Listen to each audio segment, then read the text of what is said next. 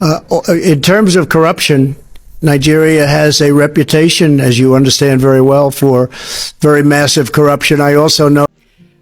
The purpose of this hearing is to discuss the deteriorating state of religious freedom in Nigeria and the urgent need to redesignate Nigeria as a country of particular concern pursuant to the International Religious Freedom Act. I would like to recognize myself for an opening comment, and we'll yield to my friend and colleague, Ms. Jacobs, for any opening comments you might have, and members of the subcommittee. According to the Catholic News Agency and EWTN News, quote, Archbishop Ignatius Kaigama is concerned over the seemingly endless violence against Christians that claimed at least 58 lives this past weekend and hundreds of others in recent weeks. It is our prayer, he said, that something definitive will be done to stop the situation that is inhuman. Shockingly, that was more than a dozen years ago and part of my opening remarks at a hearing that I held on July 10th, 2012. One of several hearings, 8 in all, on religious persecution in Nigeria. And since then, things have only gotten worse. 1 year later, in 2013, I visited Archbishop Kaigama in Jos, Nigeria. We visited churches, 5 of them that had been recently firebombed by Boko Haram, and spent hours listening to survivors tell their stories. Despite their numbing loss and pain, I was absolutely amazed at the survivors, about their faith, very deep faith, their courage and resilience. They were not going to quit, but they were looking to the government for help, and it was not coming.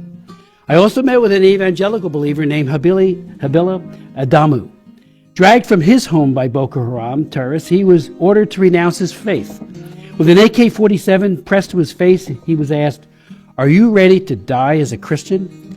With extraordinary courage, Habila answered, "Yes, I am ready to die as a Christian." He was asked a second time, and he repeated his answer. His wife was pleading, "Please don't kill my husband." And yet he said, "Yes, I am ready to die as a Christian." This time, the terrorist pulled the trigger. A bullet ripped through Habila's face. He crumpled to the ground, bleeding profusely, left for dead. You see, sometimes I will sit down and I'll be asking myself, what is it that we in this part of the world, we in Africa, what have we done to the West? Yes, what have we done to them? Now, the seat of power is in America, right? Not America, to be precise. And of course, there are 7 continents. Apart from Africa, if anything violent happens in any other part of the continent, Asia, South America, Atlantica, and the rest of them, if anything happens in that part of the continent, you see, the American government will look into it. News, CNN, Al Jazeera, Fox News, all of them will carry it, and everybody will begin to talk about it. But do you know that if similar case or similar thing, or even worse, happen here in Africa, you will not see any world news carry it. You will not see any American government official talk about it. And then I begin to ask myself, what is happening? Is it that they hate us? Is it that our leader paid the news media not to broadcast anything coming from Africa? Is it that I don't understand what is happening sometimes? I don't understand what is happening. Over the years, there has been killings in Nigeria. From Fulani herdsmen, from Boko Haram, from all manner of terrorism activities going on in Nigeria, even from our leaders. Even from our leaders, like the case of NSAS that happened in Tollgate. Nobody talked about it. Just within 7 days, everything died down and people has been massacred. Nobody talked about it. Assuming this kind of thing happened in the West, do you know what would have happened? Do you know what would have happened? Not apart from that, many other things that involves killing. Our leaders kill us, terrorism, so many things. But yet, you will not hear it in any world news. You will not hear the American government or any part of the official talk about it. Even when you go there to report, nobody will listen to you. Yes, I remember when Mazen Nanikanu said that even when you go to UN, they will call you, talk anything where you like, make you talk. They will call you and say, okay, go and work on yourself. So I begin to ask, what is happening? For these ones, I've heard about the UN Congress talk about the killing in Nigeria. Just this is the first time I'm hearing it. They talk about the killings in Nigeria. Now, not just talking about it now is the problem. What action are they going to take? Because basically they talk about that Christians are being massacred in Nigeria, which is absolutely correct. And as I'm speaking to you, today is what? Today is 15th of March, 2025. As I'm speaking to you right now, the president of Nigeria is in a meeting with the Catholic bishops because of this news. So what will the US Congress that have spoken, that have said this, what will they do? What action will they take? That is the next thing. For instance, we see in Ukraine, we see what America is doing in Ukraine, of course, what they have been doing, even other Western worlds, even Africa itself, what they are, some African countries are sending soldiers to Ukraine. How? Who has done this to us? Who did this to us? I'm just in pain, honestly. Anyways, let me just allow you to watch what the UN Congress said about what is happening in Nigeria. And it's just so sad. So sad. Please drop your comment on the comment section. And if this is your first time coming across my channel, please do well to subscribe, all right? Watch it. In December of 2020, President Trump designated Nigeria as a country of particular concern, only to be reversed without justification by Secretary Blinken in November of 2021. And I know I asked him at hearings. I asked him privately, but also asked him at open hearings. Why? Never got a good answer. Religious leaders in Nigeria were outraged by the Secretary's decision. One Nigerian bishop challenged the Secretary and said, Christian persecution is more intense than ever. And that was Bishop Mamza. And Genocide Watch has called Nigeria a killing field of defenseless Christians, quote unquote. Yet the government of Nigeria has failed to make progress against religiously motivated persecution of Christians, despite religious freedom being enshrined as an essential human right in their constitution. Likewise, Nigerian legal framework supports pluralism at both federal and state levels, but glaring contradictions exist, especially with laws that criminalize blasphemy, some even carrying the death penalty. The U.S. Commission on International Religious Freedom, USCIRF, was, quote, appalled that the State Department did not redesignate Nigeria as a country of particular concern. USCIRF had recommended, and we have the former chairman here, Tony Perkins, had recommended this designation 4 years in a row, from 2021 to 2024, and said, quote, there is no justification as to why the State Department continues to fail to redesignate Nigeria as a CPC. And again, CPC, as you know, carries significant sanctions, a whole broad array of sanctions that the President and the Secretary of State are empowered to level on a country that commits persecution. When the former Secretary of State Blinken held a joint press conference with the Nigerian Foreign Minister on January 23, 2024, following the Christmas Eve massacre, which targeted killings by radical Fulani terrorists and took the lives of hundreds of Christians, he did offer his condolences, and I watched it. I was glad to see that. But we need to take it beyond just saying, I feel sorry for you. And these Christian killings recurred the following year, just 3 months ago. Make no mistake, these ongoing attacks are based on religion and diverting attention from it tonight. Let me just say parenthetically, I tried for 3 years to get the Clinton administration to designate Boko Haram as an FTO, of the Obama administration, as a foreign terrorist organization. I held hearing after hearing, and they wouldn't do it. On the day I was marking up my legislation to do this, just that, State Department said, oh, we're going to designate them an FTO. And after all the crimes they were committing, later it was the Chibok girls, it was all the other atrocities being committed by Boko Haram, and they wouldn't even give them the FTO status so we could start investigating where they get their money, their weapons, and the like. Make no mistake, all of these attacks are based on religion, like I said, and diverting attention from it denies that we have seen with our own eyes. This is religious cleansing. It needs to stop, and the perpetrators need to be brought to justice. Last year, the House Foreign Affairs did adopt my resolution, H-Res 82, calling on the Biden administration to redesignate Nigeria as a country of particular concern. It passed exactly 1 year ago, almost a year ago, in the committee, but it never came to the floor. While I strongly believe that President Trump will again designate Nigeria as a CPC, and do much more to assist the persecuted church, including the outreach to the Nigerian president, Tinubu. Last night, I did reintroduce the resolution, and I hope we will have a robust debate and it will get marked up. Help can't come fast enough. The killing fields are every day, every single day, and we need to do more and do everything within our power to try to mitigate it. Let's not forget these horrifying facts.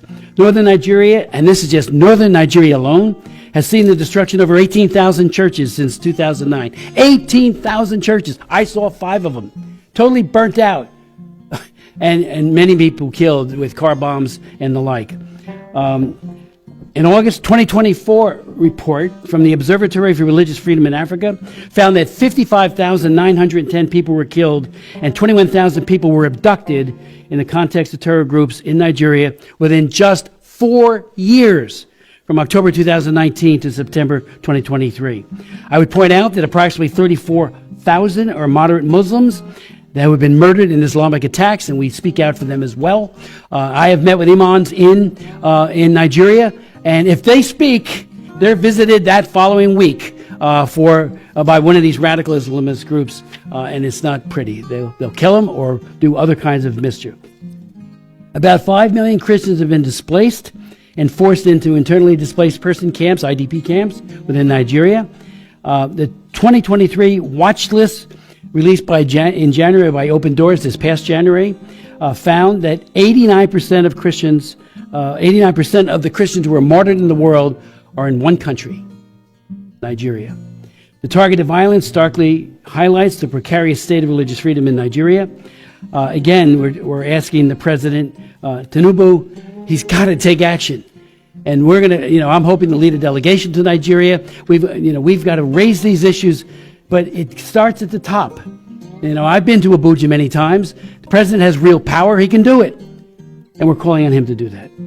Let me also say that and I will put the rest of my statement into the record, but this hearing, we're hoping will be a catalyst for action by our own government and also by Congress and, of course, above all, the executive branch. The new president has a lot to do, and I think he'll do this, and then, if necessary, impose sanctions.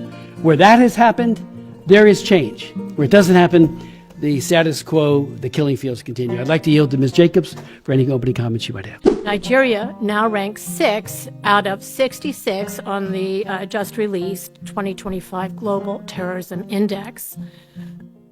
Nigeria is the world's deadliest country for Christians, according to the respected group Open Doors. Currently, militant groups of nomadic Fulani Muslim herders are reported by the U.S. Commission on International Religious Freedom, among others, to be the greatest threat to Nigerian Christians, particularly those that we're now seeing in the Middle Belt farming communities. In Benue, Plateau, Kaduna, and other Middle Belt states, thousands of Christians have been killed, maimed, and raped, and millions of them have been driven from their lands and are now homeless due to Fulani attacks. This is the heart of Nigeria's breadbasket, and as their farming families are slaughtered or forced to flee, the region's suffering is compounded by growing mass hunger. Moreover, the targeted indigenous people of the Middle Belt Christian communities face the Nigerian government's decision to tolerate this persecution. The federal government in Abuja remains passive in the face of desperate cries for help. The UN High Commissioner for Refugees reports of Mimi, one of 2 million IDPs, internally displaced persons, in Benue State. She survived a Fulani attack 3 years ago while her family was tending the yam fields on her farm. It reports, when they looked up, they saw armed men. There was no time to run. The men raped and killed Mimi's 11-year-old daughter. Mimi herself was raped and her husband was killed. A hunter later found her injured and unconscious and helped her into the bush. They hid her there for 2 days before it was safe enough for him to bring her to the camp. There she received medical treatment and reunited with her 2 sons, now aged 12 and 15. I lost everything, says Mimi. If you go to my village, everything has been burned down. I cannot farm any longer. And it's not only me. We all went through these things. The government allows Fulani violence to continue with impunity. There is broad concern that this reflects a plan to forcibly Islamize Nigeria in violation of its secular constitution. Last week, the Nigerian Catholic Bishops' Conference released a letter expressing deep concern that some of the 12 northern states that impose Sharia law ordered Catholic and other Christian schools closed for 5 weeks in forced observance of Ramadan, and they cited the Constitution's guarantee of a secular state. Over the last generation, a portion of the Fulani nomadic herder population has become well-armed with automatic weapons and aggressive in targeting undefended Christians in Nigeria's Middle Belt farming areas. Various observers on the ground assert that the Fulani militants are not attacking to graze cattle, as some maintain, but rather to drive out the Christians from their ancestral lands and to take control of land, of villages and larger geographic areas. The UNHCR report above states, quote, nearly all the 3,790 registered residents of Ichwa IDP camp and many other camps dotted around Benue State were smallholder farmers forced here by violent land grabs. A Benue Catholic priest told reporters it's all about seizing the lands and changing the demography of Benue State. The Fulani terrorists want to seize the fertile lands of Benue, chase away the people from the land, and occupy the lands for themselves, he said. A 2023 study by Nigerian scholars on Plateau State found the great majority of Plateau's indigenous people from non-Fulani ethnic groups believe that Fulani violence is motivated by land grabbing, jihad, and Fulanization, compared with smaller percentages who blame cattle rustling. Cattle rustling does occur, but Fulani attacks are indiscriminate and devastate entire Christian villages. Ignoring citizens' appeals for help, Nigeria's government fails to effectively stop these attacks. Take Benue, where Catholic priests and other Christians were recently abducted in Fulani raids.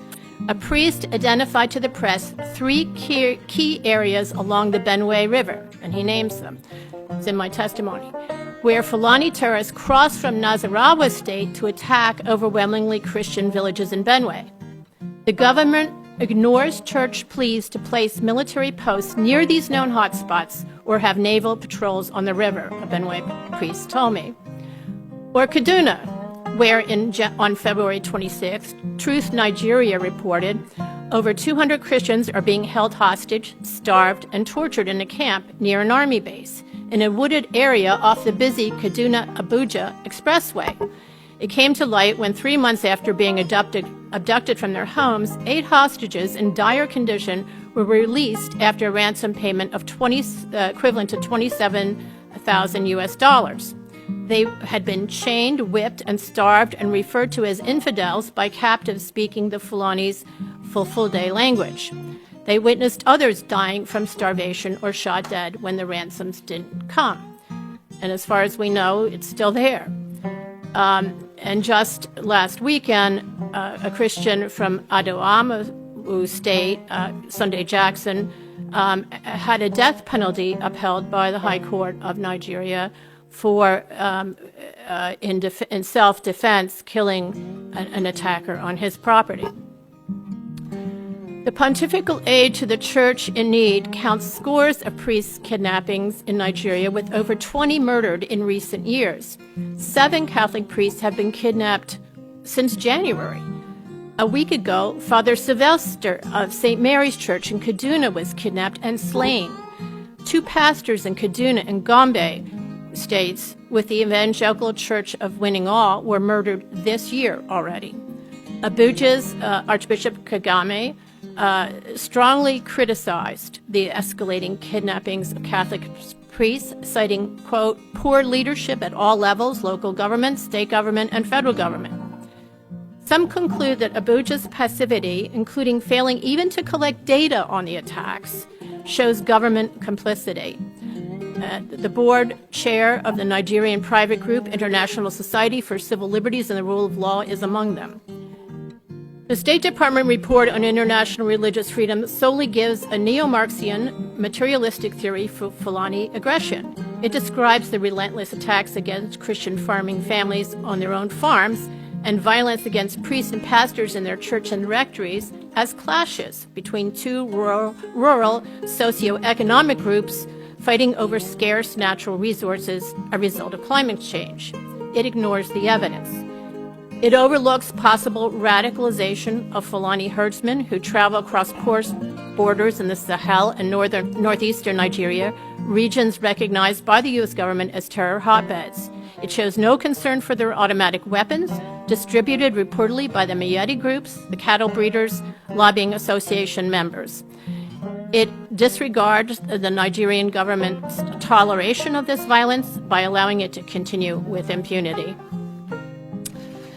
I therefore urge Congress to call for the State Department as a first step to designate Nigeria as a country of particular concern. I am certain that the U.S. Commission on International Religious Freedom will soon renew its recommendation of CPC designation for Nigeria. Placing Nigeria on the U.S.'s short list of the world's most egregious religious freedom violators is warranted and would be a foundation for further human rights initiatives by the new administration here. It is the law. It's standing up for religious freedom is part of American exceptionalism. It's part of our heritage, our traditions, and our Constitution to respect the unalienable right of religious freedom. There is a problem. Now coming to a solution is our challenge. So thank you for your insight. I want to thank you for the opportunity to testify this morning. My name is Tony Perkins. I served as a commissioner on the U.S. Commission on International Religious Freedom from 2018 to 2022. And as the chairman said, I served as both chair and vice chair. From my time on USERV, I can tell you with certainty that the world is not paying enough attention to the growing humanitarian disaster in Nigeria. Despite its strategic importance as Africa's most populous country, these warning lights are flashing because of this systematic religious persecution driven primarily by Islamists, and it's going unaddressed. Christians are the primary targets. They're murdered, kidnapped, raped, and terrorized on almost a daily basis, as has already been discussed. The numbers are staggering. The brutality is unspeakable, and the silence from global leaders is deafening. Let me share just one recent example. On February 9th, Fulani terrorists armed with AK-47s, these are not hunting rifles, these are rifles designed to kill. I served, after coming out of the Marine Corps, I worked with the State Department in anti-terrorism and very familiar with the mode and operation of terrorists. They stormed a village in Gombe State. They first seized a 9-year-old boy from the Puma family and demanded ransom. They then sought out the Reverend Bala Galadima's home. They found him, they broke into his home, they demanded money. He pleaded with them, saying that he had none, but he offered them what he had. He had grain, so he offered them grain. They refused. They shot him 3 times, killing him. Sadly, this is not an isolated incident. In late January, Boko Haram launched a series of coordinated attacks on Christian villages in Chibok, the same region where 276 schoolgirls were kidnapped in 2014, Mr. Chairman. You'll remember that. We discussed it then. In fact, many of those girls remain captives to this day. The terrorists set homes and churches ablaze, destroyed livestock, and demanded that Christians convert or they die. More than 4,000 believers have been forced to flee for their lives in recent weeks alone. As has been mentioned, according to Open Doors, more Christians are murdered for their faith in Nigeria than any other country in the world. In 2024 alone, 3,100 Christians were killed. 2,830 were kidnapped. These are not just numbers. These are fathers, their mothers, their children, their families. The case of Leah Sheribu underscores the horror of this crisis. Leah was just 14 years old when Boko Haram kidnapped her and 108 other girls from their school in 2018. The terrorists eventually released all the girls except Leah. Why? Because she refused to renounce her Christian faith. Reports suggest she is still alive and now held as a prize by her captors as she has been forced to bear children in captivity. As a commissioner on the U.S. Commission on International Religious Freedom, I met with her family multiple times. and worked with the previous administration to track her, hopefully trying to gain her freedom. We were not successful.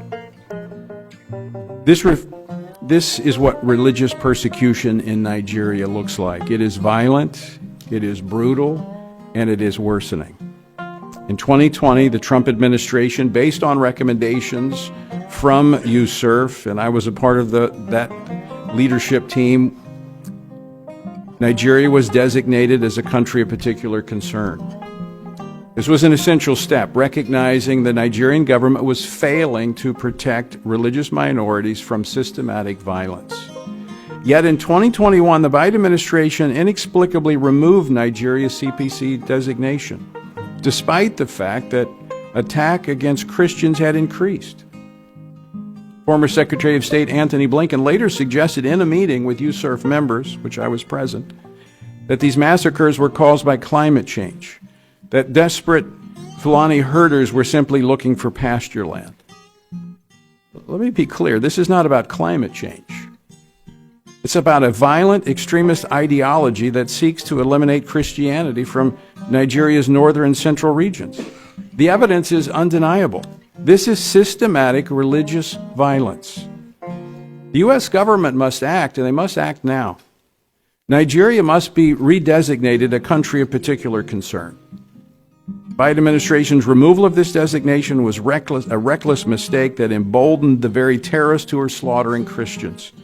The evidence overwhelmingly meets the legal threshold under the International Religious Freedom Act of 1998, which requires CPC status for governments that engage in or tolerate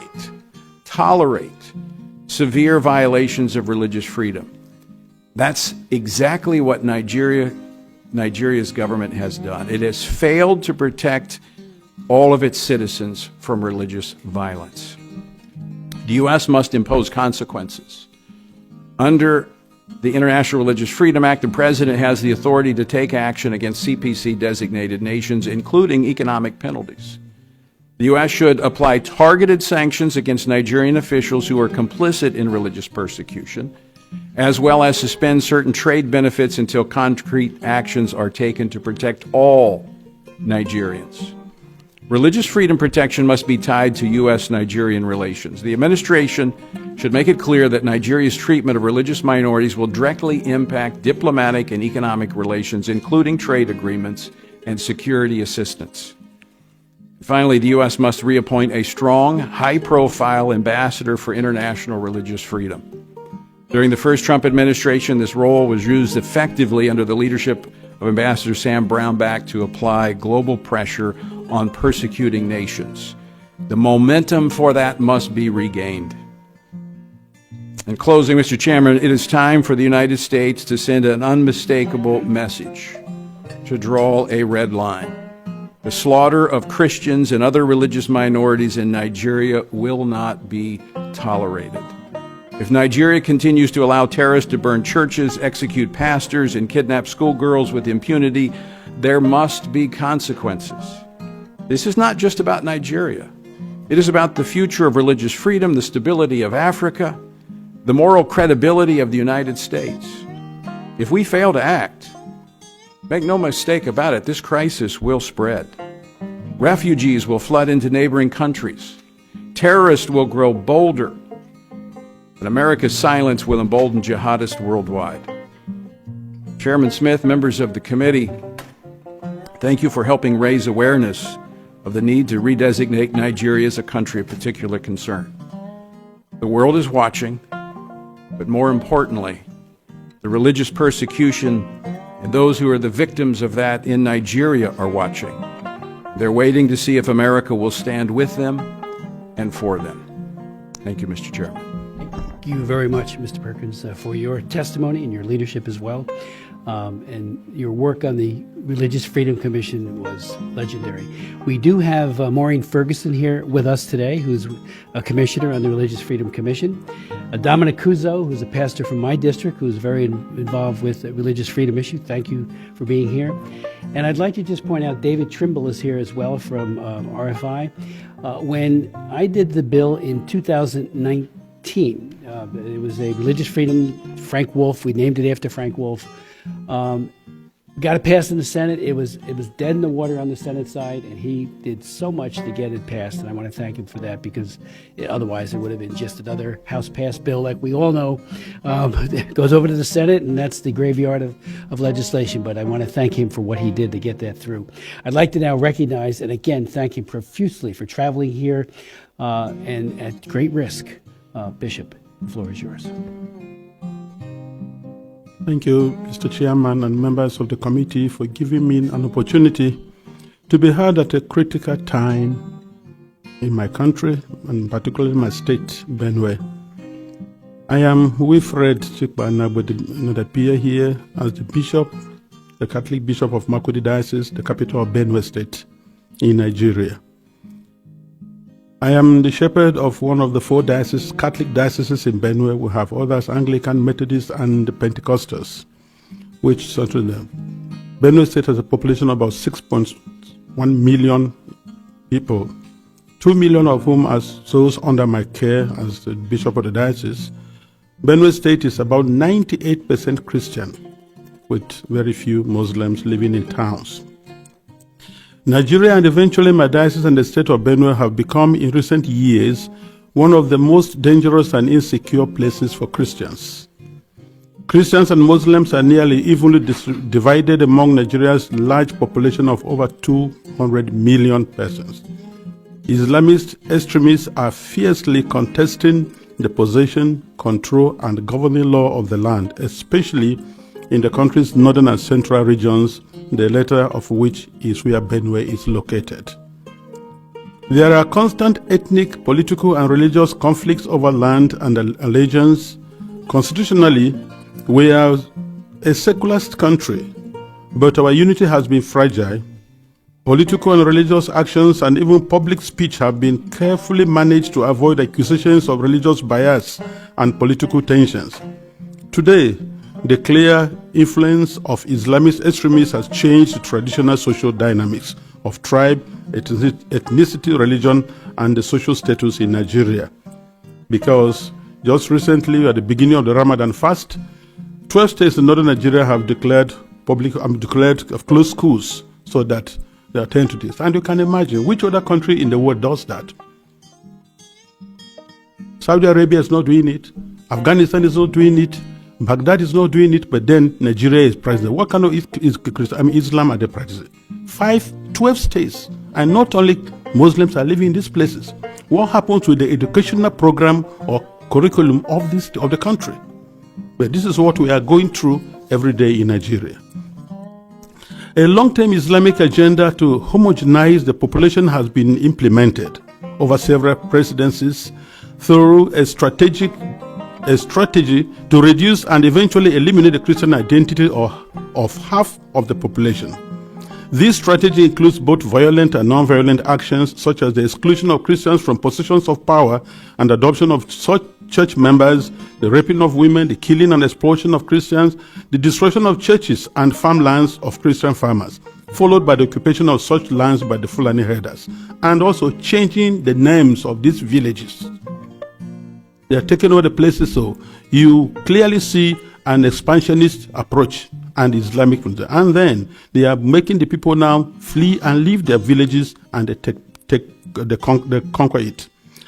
The quest to Islamalize the land appears high on the agenda of some of the powerful and influential Muslims in Nigeria.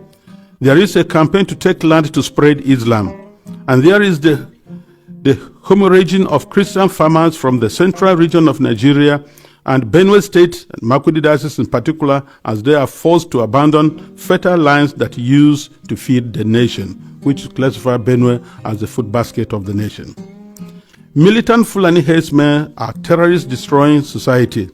They steal and vandalize, they kill and boast about it. They kidnap and rape, and they enjoy total impunity from the elected authorities. None of them have been arrested and brought to justice. This is supported by the corrupt system in which we operate and the abject poverty among us, which allow the criminals to easily attract more recruits and prey on more victims. Why is this happening? Is it really a religious war? Like in the past, many jihadists are motivated less by religion than by spoils of war. and use their religion to impose themselves. In my diocese, the spoils consist mainly of fertile, well-tended land organized around my parishes or so. The jihadis come and adopt and kill the priests, leaving thousands without support and basic human services. And of course, when they disperse the people, the inhabitants, or the citizens, or the people of the lands, they take over. And any attempt to go back and take care of your farms, surely you get killed.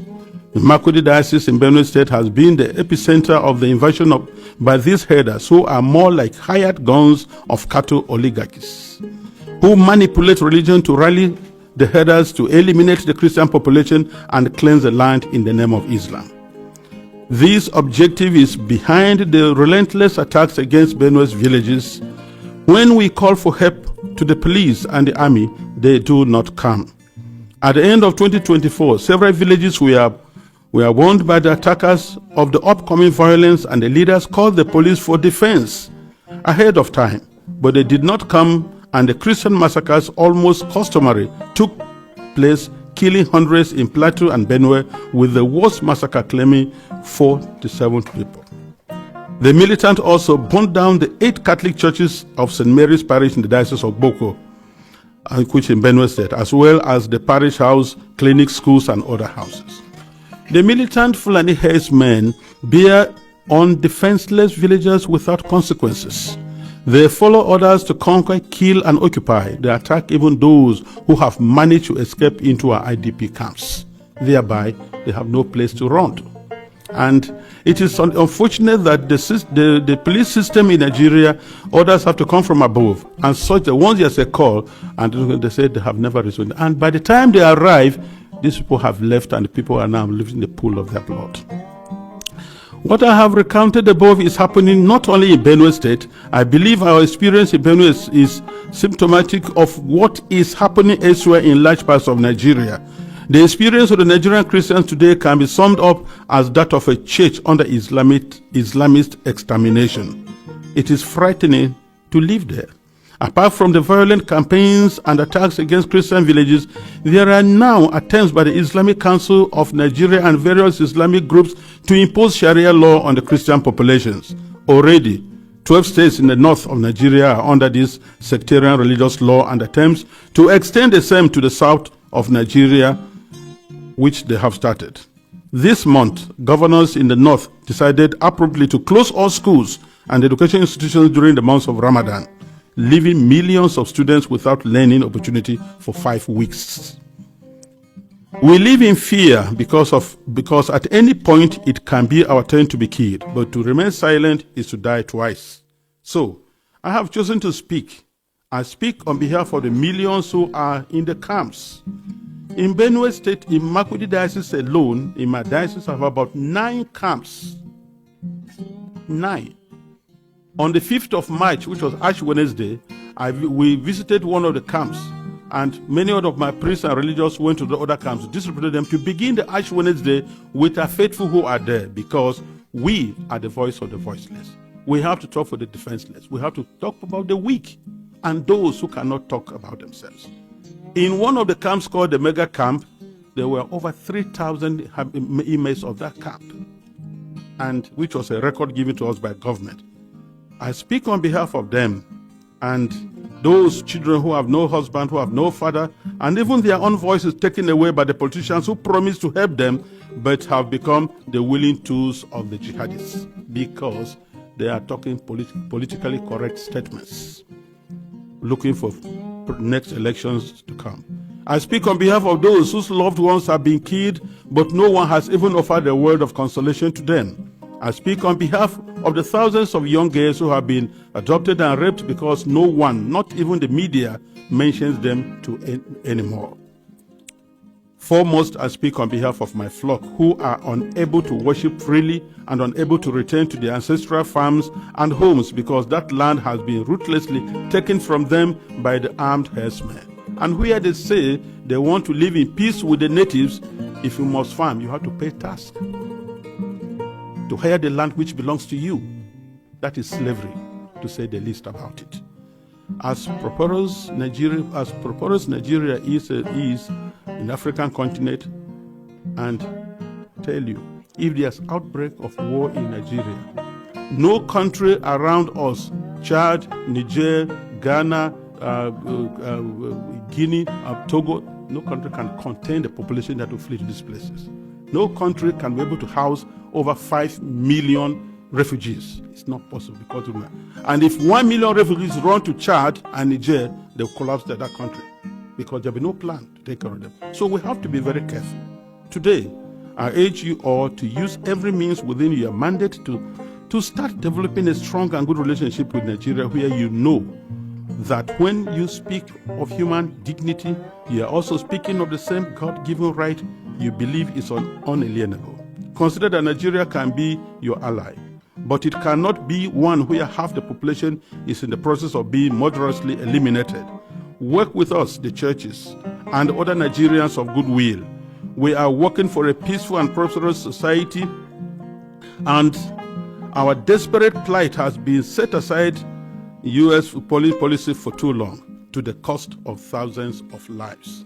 Concretely, I request and I plead, I ask you to redesignate Nigeria as a country of particular concern. This has both a practical and diplomatic meaning to signal that you are paying attention to what happens to us and elsewhere in the world. Because the policies the government is trying to put in place, so that to return the IDPs, build camps for them, relocate them from their homes, it is not durable and it will not work, because the government has already the population that is not able to take care of. And then you have over millions of people in the camps, and you want to relocate them to where? And if you do, let's take it that you do, how many houses or rooms will you give me who has 5 children, another one has 3, another one has 2, and what will I be doing for a living? These people previously never begged anybody for food. They were managing their lives, training their children, and building their homes. So nobody should have deceived us on the guys that you're going to resettle the IDPs. They have no jobs. So where you say them, what will be their place? And by the way, the fundamental question remains, if you resettle them to other camps or build places for them, what happens with the ancestral lands? Who takes care of them? And this is whereby I feel the government is complicit on this issue. Because these terrorists, Fulanis, displace them, kill people, and then occupy the place, and then change names, nomenclatures of these towns. For what reason? So we want to let the people go back to their homes and help for them to rebuild their lives. I implore this august body to insist on the return and rehabilitation of all the IDPs to their ancestral lands, and not to relocate them to other constructed camps elsewhere, which is an invented solution now being pushed in the Benue state government. And I tell you, Nigeria government can do that once they have to be accountable. Because I know Nigeria, under the auspices of ECOMOG, was able to reinstate constitutional government in Sierra Leone and Liberia. And they can do that now. We have the capacity, but because the leaders that are not prepared. And I think that's whereby I look. It's not just, conspiracy of silence. It is aiding, abetting, and supporting these terrorists to keep doing their work. Did indicate in my opening comments that how we tried to get Boko Haram designated as a foreign terrorist organization, and they had even blown up a building that killed some UN types, including an American, in Abuja, and all of that was just overlooked. What Johnny Carson said here in this room at that hearing was that all as Boko Haram was trying to do was to embarrass Goodluck Jonathan, then the president. I said, are you kidding me? Embarrass him? How about when they took the Chibok girls, and I met with several of the Chibok girls that escaped. There were a few that escaped, and I met with many of their parents. It had everything to do with turning them into slaves and abusing them horribly and forcing them to change from being Christians. Some were Muslim to begin with, but not many, to a coercive conversion on their part. And that woke up some people here, but not enough. So your point about failure to govern I brought it up with Buhari many times as well and got nowhere. There was an effort to have a a cooperation on the security side. There was a fusion center, as you might know. I visited it, where our military wanted to work side by side with their military to especially use the best and latest means of combating Boko Haram at the time, and they went nowhere. The Leahy Amendment was invoked by our side, so I had a hearing on that. Found out that half of the people that we could have trained would have easily passed muster under the Leahy Amendment. In other words, they didn't have human rights violations attributed to them. But it never happened. It was a great idea, but it went nowhere. So you're right. We need to revisit how do we work together on security. And again, if I call my local police department in Manchester, New Jersey, because a crime has been committed and they don't show up, that is a gross neglect and a gross failure to govern, and that is what, as we know, the Christians are facing each and every day. So I thank you for that, and I thank all of you. Just a couple of quick points, and I'll yield to my distinguished colleagues. In 2016, I should say, I did write the follow-on to Frank Wolf's famous historic law called the International Religious Freedom Act. We put a couple of things in there, entities of particular concern. Boko Haram is on that list, but I do think the Fulani need to be on that list as well, so that's something we should ask the administration to do. We had a designated persons list where individuals are committing egregious violations of human rights. Back in 2004, I was the author of the Belarus Democracy Act. That legislation, which was the first of its kind, and it led to the Magnitsky Act, because I was the sponsor of that. We put that into the NDAA to get it passed. But it said we target individuals, not just the whole country, but individuals who are particularly severe in what they do, with no visa and no ability to engage economically with the United States in any way, shape, or form. My hope is that and I invite you, and I invite anyone who has pertinent information of any particular persons that need to be on that list, so that we can individually sanction them. We've done it in other countries all over the world, started with Belarus, with Lukashenko, but others have been targeted as well. In DR Congo, a lot of Kabyles people were targeted. It's a very effective mechanism to isolate them while we're working on the country itself. So I invite you, any individuals that you think should be on there. And again, I do think that the Fulani ought to be an FTO as well. Not only should they be designated an entity of particular concern, but they need to go onto the foreign terrorist organization list because of what they're doing. Let me also, and get your thoughts on this, and remind everybody that country of particular concern requires an annual designation of countries as to where governments engage in or tolerate. That's the language of the statute, or tolerate a particularly severe violation of religious freedom during the reporting year. During the Obama year, again, I had hearings on this again, they wouldn't even name countries. So I asked them, where's the countries? It says in the statute, you shall, doesn't say you may, and we didn't even get a country or a list of those countries. So we need to up our game, if you will, on promoting religious freedom everywhere. In Nigeria, in my opinion, it's just stands out as an area that we need to do so much more for. So if you want to speak to any of those thoughts about entities of particular concern, my hope is that the president, and I think Mr. Perkins, you put it well, that a very robust effort will be coming soon with regards to religious freedom everywhere, including in Nigeria. The suffering brethren of all kinds. And I met with, every time I go, I meet with imams. If they speak out, they've got a mark on their back, and they'll be killed by the weekend. And I'm not exaggerating. I heard it from so many. I began to say, okay, they're not going to speak out. And I remember one particular imam telling me how Boko Haram, they're not us. And I said, I know that. That they are a radicalized group of people who kill and maim and slaughter and rape in order to get their way. So law enforcement, if any of you want to speak to that, it seems to me that's so basic. If you don't have a government that responds to a request, if you had a fire going, would the firefighters show up? I hope so. Well, law enforcement needs to show up. And when they start prosecuting people, you'll see a different situation in Nigeria, I believe. Well, if I may, Mr. Chairman, Yeah, I'd like to respond to that. I think you're right. Everyone on this witness table has said the same thing, that there's been this failure to hold accountable the perpetrators of these atrocities. And it's actually worse than someone robbing your home. It's a systematic, coordinated attack that cleanses entire villages and farming areas of the population who have a certain religious profile that they don't like, I guess. But we don't know. We really don't know what the motives or intents are because the government doesn't investigate or bring to trial anyone for these horrible attacks. And as the bishop pointed out, and he is incredibly courageous to come forward today, as he said, he doesn't want to die twice. I hope not even once. But once this process happens of a clearing an entire village, burning the property, and taking control of it, the IDPs are then sent to temporary camps where the churches help or others help,